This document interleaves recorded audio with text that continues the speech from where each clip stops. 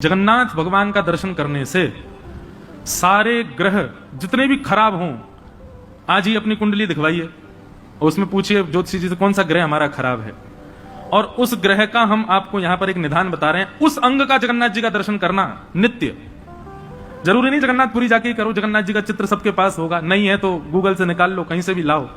उस अंग का दर्शन नित्य करना प्रारंभ, आपका वो ग्रह अपने आप ठीक हो जाएगा।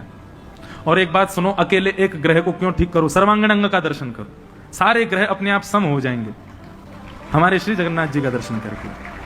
तो वर्णन करते हैं, बहुत ध्यान से सुनिए कि भास्करो दक्षिण नेत्रम वाम नेत्र विदुपनम मंगल नासिका क्षेत्रम वधूअधर एव च बृहस्पति तिलकम च स्वर्ण रत्न मंडितम शुक्र चतुशरः प्रोक्त शनि सर्वज्ञ विस्तरम साहु किरीट रूपम च मकराकृतरेव च केतुश्च भुजगांकारम कुंडली नागरूपक एवं नव समाहार ग्रह साक्षात जगन्नाथम।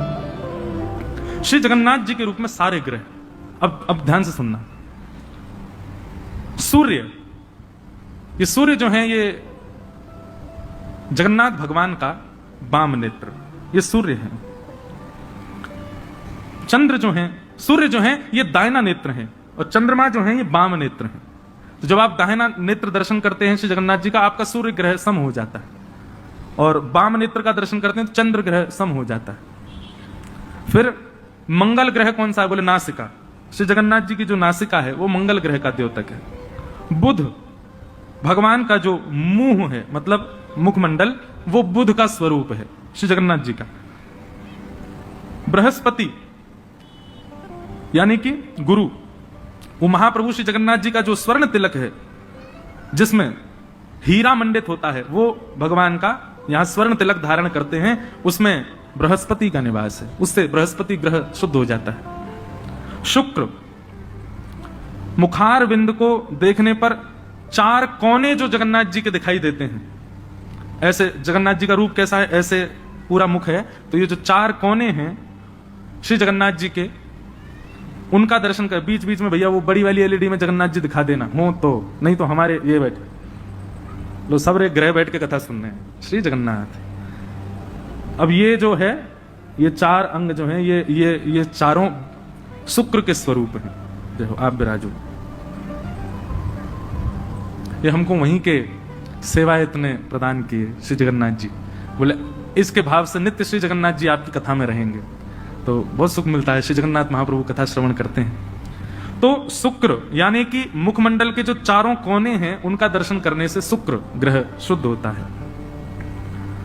फिर मुखमंडल पर जो काली मां है, जो कृष्ण वर्ण है श्री जगन्नाथ जी का, उस कृष्ण वर्ण का दर्शन करने से शनि की दशा खत्म हो जाती है।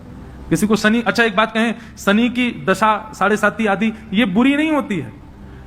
शनि की 7.5 किसी की चल रही हो और उसका कर्म बुरा हो तो शनि बुरे होते हैं। यदि शनि की 7.5 आ जाए और व्यक्ति का कर्म शुद्ध हो तो शनि 7.5 बहुत ऊंचाई पर भी पहुंचा देती है। तो शनि किसी के यदि थोड़े गड़बड़ा रहे हों तो श्री जगन्नाथ जी के मुखमंडल पर कृष्ण वर्ण यानी कि काली, जो काला स्वरूप है जगन्नाथ जी का, उसका दर्शन करो।